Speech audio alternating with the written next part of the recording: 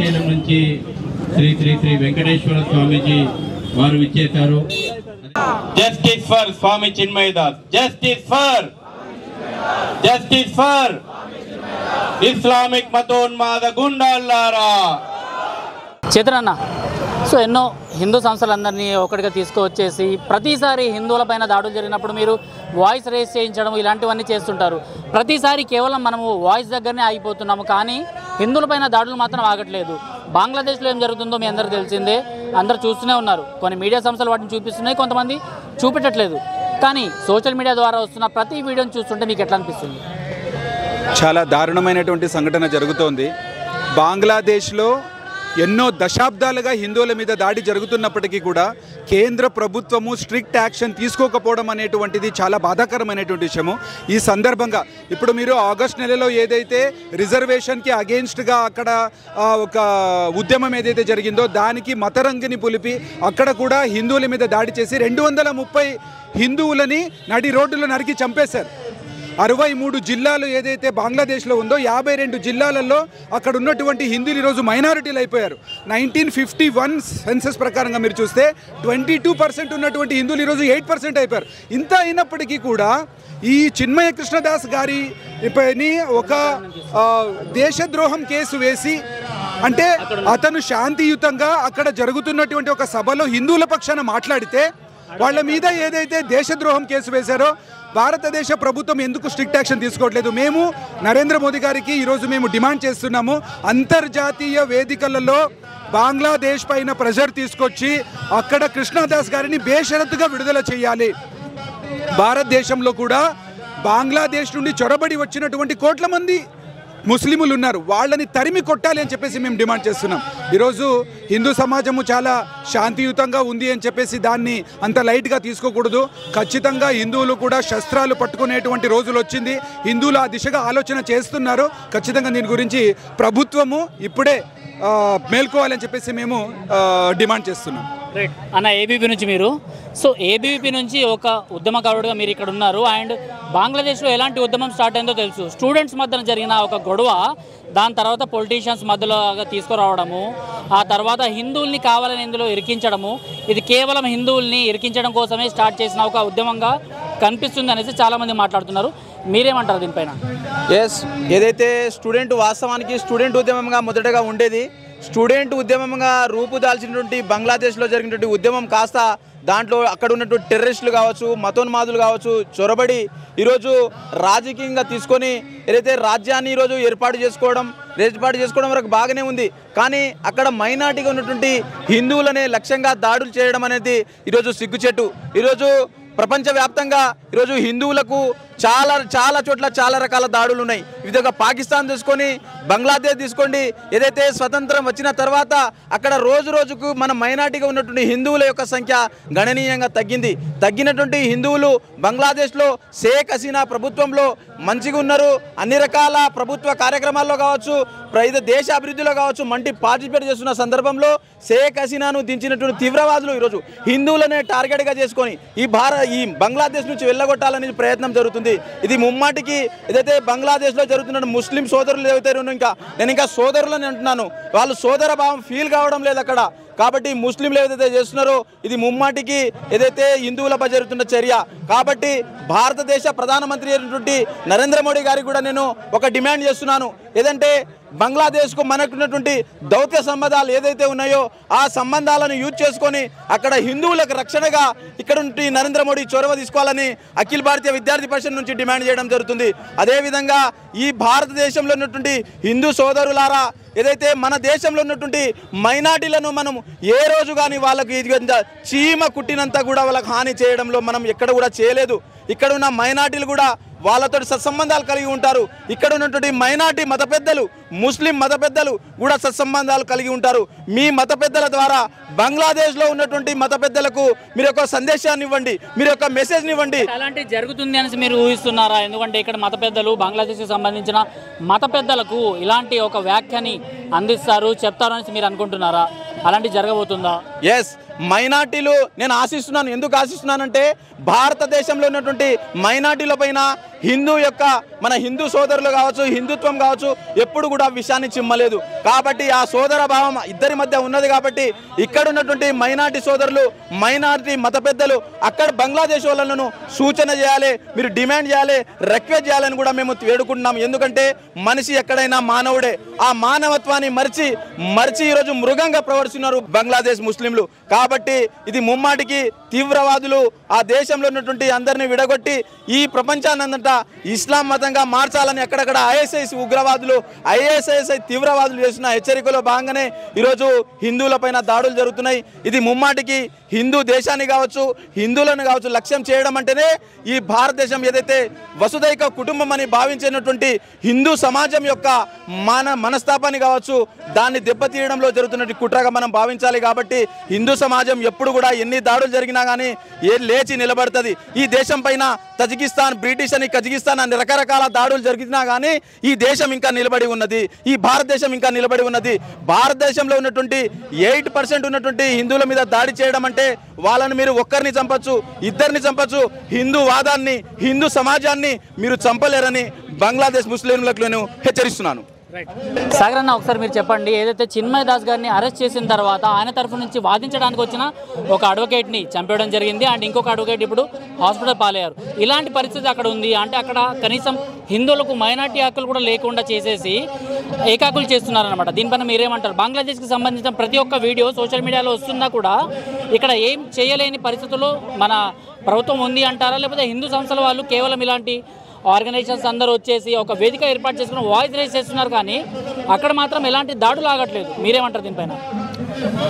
బేసిక్గా ఇంతకుముందు మీరు ఏదైతే కోట్ చేసిర్రో చిన్మయ దాస్ స్వామీజీకి వకాలత్ చేస్తున్నటువంటి ఇద్దరు అడ్వకేట్ల మీద దాడి చేస్తున్నారని, ఈ సీక్వెన్స్ని చూస్తే కేవలం అంటే ఈ సీక్వెన్స్ తర్వాత నిన్న ఒక వీడియో వచ్చింది.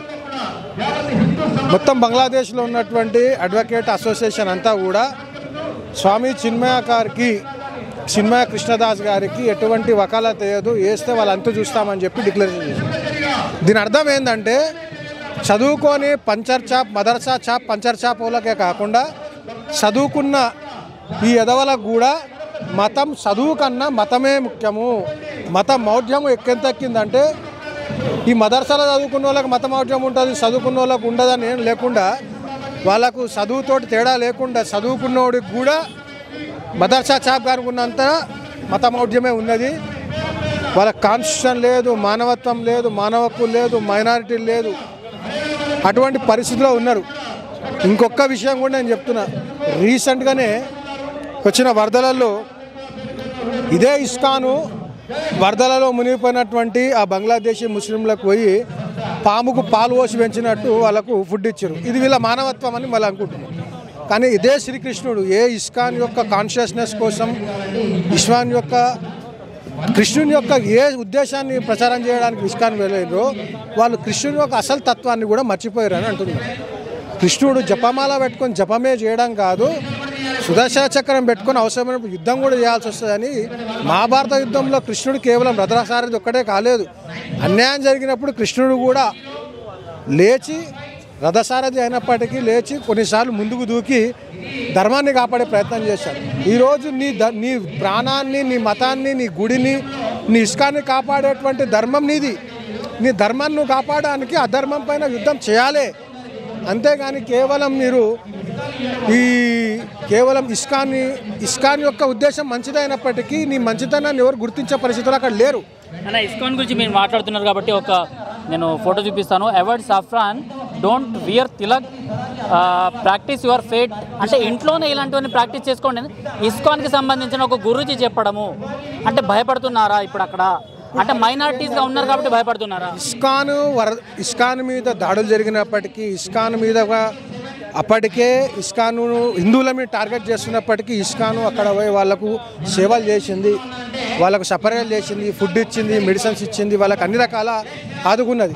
అయినప్పటికీ వాళ్ళకి ఏ కోశాన కూడా మానవత్వం కానీ కృతజ్ఞత అనేది లేకుండా వాళ్ళు తిరిగి దాడి చేస్తున్నారని గుర్తుపెట్టినటువంటి ఇస్కాను ఈరోజు చాలామంది ఇస్కాన్ ఉన్నటువంటి సన్యాసులు భారతదేశంలోకి బార్డర్ దాటి వస్తూ ఉంటే బంగ్లాదేశ్ ఆపేసింది.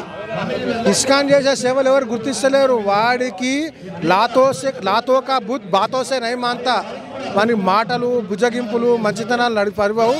అది లాతోకా బుత్, వాడిని తన్ని వానికి అర్థం చేయించాలి. కాబట్టి ఇస్కాన్ కొంచెం సేపు వాళ్ళ యొక్క ఏదైతే వాళ్ళ పీసు మంచితనాన్ని కొంచెం పక్కకు పెట్టి ఫస్ట్ వాళ్ళని కాపాడుకునే ప్రయత్నం చేయడం. భారతదేశం గవర్నమెంట్, ఇండియన్ గవర్నమెంట్ అంటే డిప్లొమాటిక్ రిలేషన్స్ ఉంటాయి. అన్లెస్ దెర్ ఈజ్ ఆ డిప్లొమాటిక్ రిలేషన్స్ చేస్తున్నారు, అవసరమైనప్పుడు డెఫినెట్గా నరేంద్ర మోడీ గారు సర్జికల్ స్ట్రైక్ చేసినట్టే నరేంద్ర మోడీ గారు డెఫినెట్గా బంగ్లాదేశ్లో హిందువులను కాపాడేటువంటి ప్రయత్నాలు చేస్తున్నారు.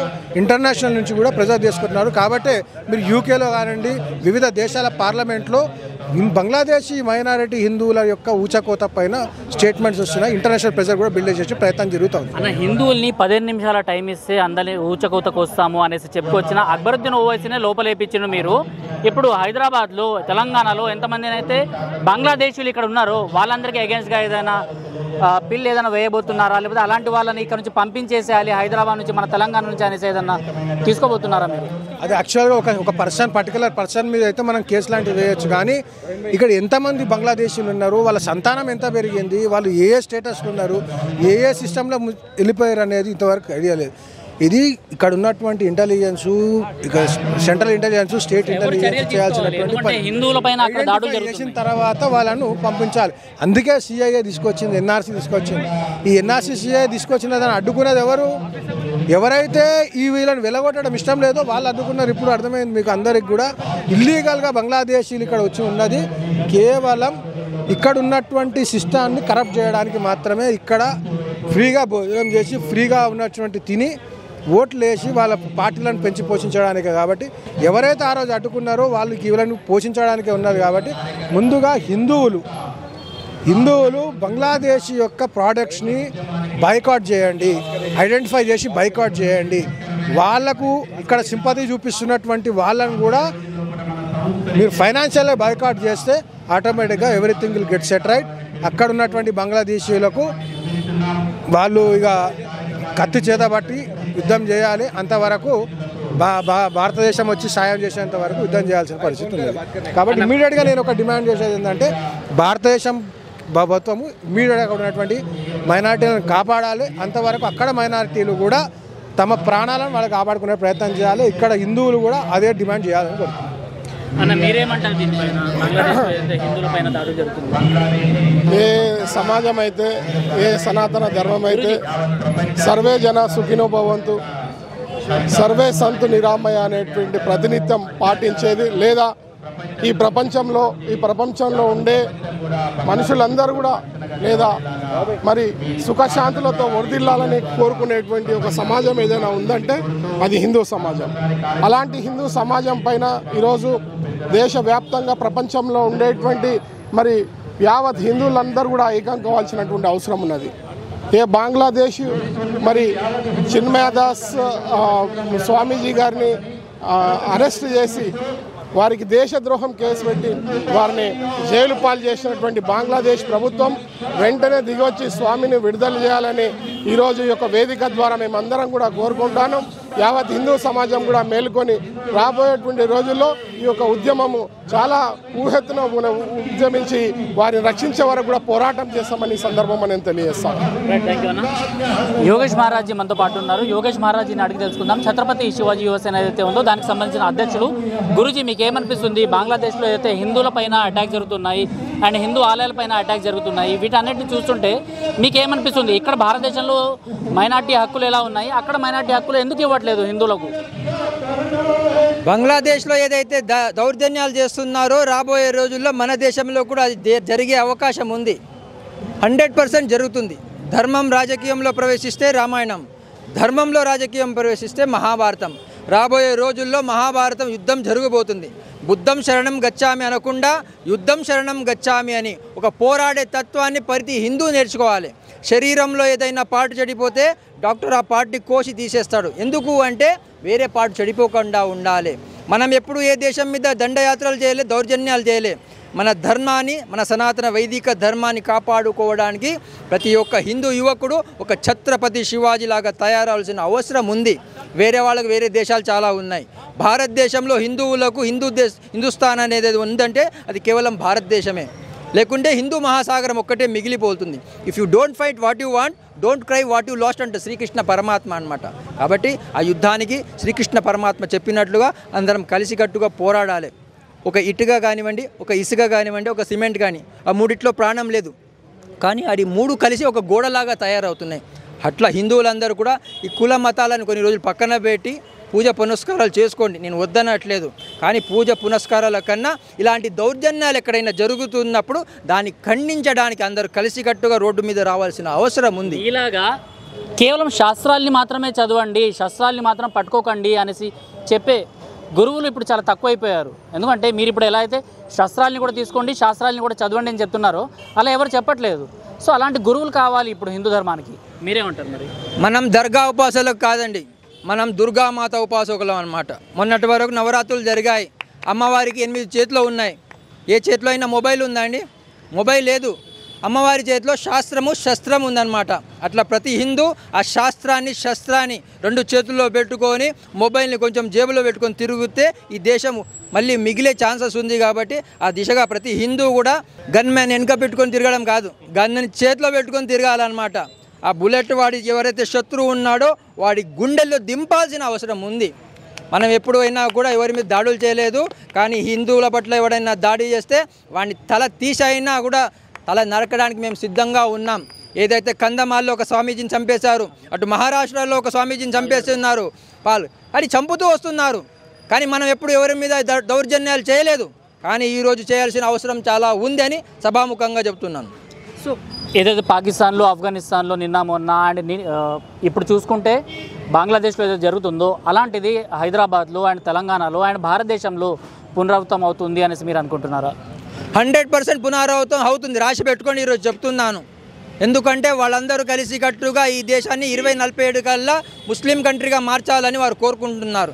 దాన్ని కాపాడుకోవాల్సింది హిందువుల బాధ్యతే. కాబట్టి ప్రతి ఒక్క హిందూ ఒక శక్తిగా, ఒక సుభాష్ చంద్రబోస్గా అంటే ఆ హిందూ సైన్యాన్ని తయారు చేసుకొని సిద్ధంగా ఉండాలి. లేకుంటే మీరు కూడా మట్టిలో కలిసిపోయే అవకాశం ఉంది. కాబట్టి అది జరగకముందు బంగ్లాదేశ్లో జరుగుతున్న అన్యాయం హిందుస్థాన్లో ఉన్న హిందువులకు జరగకముందే దాన్ని జాగ్రత్తగా ఉండి కుటుంబంలో సభ్యులందరూ కలిసికట్టుగా పోరాడాల్సిన అవసరం ఉందండి. ఛత్రపతి శివాజీ మహారాజ్ యువసేన నుంచి మీరు ఉన్నారు, దానికి అధ్యక్షత వహిస్తున్నారు. సో అదే శివాజీ సిద్ధాంతాలు 1-2 చెప్తారా? ఎవరైతే వీక్షకులు ఉన్నారో వాళ్ళకు ఒకసారి అర్థమయ్యేలాగా చెప్తారా? ఇప్పుడున్న హిందూ సమాజం ఏం చేయాలి అని. కులం మీదని ఎవరిని అడగొద్దనుకున్నా, కాలం మారిందని చెప్పొద్దనుకున్నా, కుల మతాలకు అతీతంగా బ్రతకాలనుకున్నా, కూల్గా జీవితం గడపాలనుకున్నా, కంటి చూపు తగ్గిందని బాధపడొద్దనుకున్నా, కంటికి రెప్పలాగా అందరినీ కాపాడాలనుకున్నా, కర్పూరంలాగా అగ్నిలో కలిసిపోవాలనుకున్నా, కాపురం అందరిది బాగుండాలనుకున్నా, కొంటే స్వదేశీ వస్తువులే కొనాలనుకున్నా, కంటే ఛత్రపతి శివాజీ లాంటి పుత్రుని కనమని భారతీయ తల్లులకు విన్నపిస్తున్నా. కన్న తల్లిదండ్రులను ఆదర్శంగా తీసుకున్నా, కొన్న వస్తువులపై వ్యామోహం పెంచుకోవద్దనుకున్నా, కన్యాశుల్కం ఇచ్చి పెళ్లి చేసుకోవాలనుకున్నా, కన్యాదానం చేసే వాళ్ళ కళ్ళల్లో కన్నీళ్లు చూడొద్దనుకున్నా, కర్మభూమి భారతదేశంలో పుట్టినానని గర్వపడాలనుకున్నా, కర్మభక్తి జ్ఞానాన్నిచ్చే భగవద్గీతను అందరి చేతుల్లో చూడాలనుకున్నా, ప్రతి ఒక్క వ్యక్తి తన చేతిలో భగవద్గీతను పెట్టుకొని తిరగాలి. ఆ భగవద్గీతను చదవాలి. భగవద్గీత చనిపోయిన తర్వాత పెట్టడానికి కాదు. ఆ భగవద్గీత ఏం చెప్తుంది? నైనం చిందంతి శస్త్రాన్ని నైనం ధతి భావక నా చైనం క్లేదయంతాపో నా శోషయతి మారుతా అంటుంది. శరీరానికి చావు ఉందండి, ఆత్మకు సావలేవు. మనమందరం ఆత్మస్వరూపులం అనమాట. కాబట్టి నేను యువకులను ఒకనే కోరుకుంటున్నాను, ఆ యవ్వనం మహాత్ములతో సంబంధం పెట్టుకోండి, వృద్ధాప్యం పరమాత్మతో సంబంధం పెట్టుకోండి. చాలామంది ఎల్ఐసి గురించి ఆలోచిస్తూ ఉంటారు. నేను ఎల్ఓసి గురించి ఆలోచించే వ్యక్తినండి. పొద్దున్నే లేస్తే బ్రెడ్ గురించి ఆలోచిస్తారండి, రాత్రి పడుకునేటప్పుడు బెడ్ గురించి ఆలోచిస్తారండి. కానీ నా జీవితం అది కాదు. ఈ బ్లడ్ని, ఈ దేశం కోసం ఈ రక్తాన్ని ఎవరైతే ధారపోసారో వాళ్ళ జీవితాలు చదువుతూ పెరిగిన వ్యక్తిని నేను. పొద్దున్న లేస్తే పూరి కావాలి, యువకులు సాయంత్రం అయితే పూరి గురించి ఆలోచిస్తారు. కానీ నేను పూరి జగన్నాథుడి గురించి ఆలోచించాలి, ఆ భగవంతుడి గురించి ఆలోచించాలి, ఆ భగవత్ తత్వాన్ని గురించి తెలుసుకోవాలి హిందువులు. కానీ ఈరోజు అది లేదు. ఈరోజు దానికి కారణం ఏంటంటే ఒక తల్లి వడి అనమాట. ఒక ఛత్రపతి శివాజీ మహారాజు గారు తయారయ్యారంటే ఆ తల్లిలో, ఈ దేశం మీద ఏదైతే దాడులు జరుగుతున్నాయో ఆ తల్లిలో కూడా కోరిక ఉండే. కాబట్టి ఏదైతే భారత స్త్రీలో ఆ కోరికలు ఉంటాయో అలాంటి కొడుకులు పుడతారు. కాబట్టి భారత స్త్రీలు చాలా గొప్పవాళ్ళు అనమాట. అనుకోకుండా ఒక కుర్రవాడు వెళ్తున్నాడంట, రోడ్డు మీద ఒక కుక్క దొరికిందంట, ఒక రాయి తీసుకొని ఆ కుక్కను కొట్టాడంట, ఆ కుక్క పారిపోయిందంట. అదే ఒక ఆతృతతోని ఆ రాయిని తీసుకొని ముందుకు వెళ్తున్నాడంట. అక్కడ ఒక తేనెటీగ పుట్ట ఉందంట, ఈ రాయిని తీసుకొని ఆ తేనెటీగ పుట్టను కొట్టాడంట. ఆ తేనెటీగలు అందరూ కలిసి ఈయన పడ్డాయంట, ఈయన పడిపోయాడంట. అట్లా భారతదేశంలో ఉన్న హిందువులందరూ కూడా ఆ తేనెటీగలాగా కలిసికట్టుగా ఆ విద్రోహ శక్తులను ఏదైతే బంగ్లాదేశ్లో హిందువులపై దాడులు చేశారో వాళ్ళనందరినీ నరికి పోగులు పెట్టి తరిమి కొట్టాల్సిన అవసరం ఈరోజు ఉంది. ఆ దిశగా మనం అందరం సాగాలి. భారత్ మాతాకి జై. స్వామీజీలు కోపం రావద్దు అంటారు, స్వామీజీలు ఇలాంటి మాటలు మాట్లాడొద్దు అంటారు. కాకపోతే ఒక సమర్థ రామదాస్ గారు ఎలా అయితే ఛత్రపతి శివాజీ మహారాజ్ని పెంచి పోషించారో, ఎలా అయితే గురుభ్యాసం చేశారో, అలాంటి స్వామీజీ మాకు కళ్ళ ముందర ఉన్నట్టు కనిపిస్తుంది మిమ్మల్ని చూస్తుంటే. నిజంగా అంటే శస్త్రాలు రెండు ముఖ్యమే అనేసి చెప్పుకొస్తున్నారు. నిజంగా చాలా ధన్యవాదాలు. జై శ్రీరామ్. తలోని సారమిదే, చరితలోని సారమిదే, భవితలోని భావమిదే, వీరగాథ విజయగాథలెన్ని ఉన్న మూలమిదే. తల్లి వందనం, భూతల్లి వందనం, వందే మాతరం, వందే మాతరం. అరవింద వివేకానంద రామకృష్ణ దయానంద సమర్థుల సందేశం తల్లి వందనం. ఛత్రపతి నేతాజీ సావర్కర్ తానాజీ రాణా రక్తపు శౌర్యం తల్లి వందనం. ఝాన్సీ రాణి రుద్రమాంబ కత్తుల కథలే వందే మాతరం, వందే మాతరం. తల్లి వందనం, భూతల్లి వందనం. మనలోని అనైక్యత, సంస్కార విహీనత, ఆశరాగాధికారం అందుకొనిరిరా. విద్వేషము రగిలించి విభజించి పాలించే విచ్ఛిన్నం తలపెట్టే ఫిరంగి మూకరా. బ్రిటిషు విషపు తంత్రానికి విరుగుడు మంత్రం వందే మాతరం, వందే మాతరం. తల్లి వందనం, భూతల్లి వందనం. ఎన్నాళ్ళి వేదన, ఎన్నేళ్ళి రోధన, తల్లి బాధ తీర్చకుంటే తనయులమేనా. విశ్వశాంతి వారధివై, విశ్వానికి సారథివై, విద్రోహుల గుండె చీల్చు చంద్రపిడుగువై, విజయ శంఖమెత్తు అదురు భువన బోంతరం వందే మాతరం, వందే మాతరం. తల్లి వందనం, భూతల్లి వందనం, వందే మాతరం అంటోంది తరం. బోలో భారత్ మాతా కీ, ఛత్రపతి శివాజీ మహారాజ్ కీ. జై శ్రీరామ్.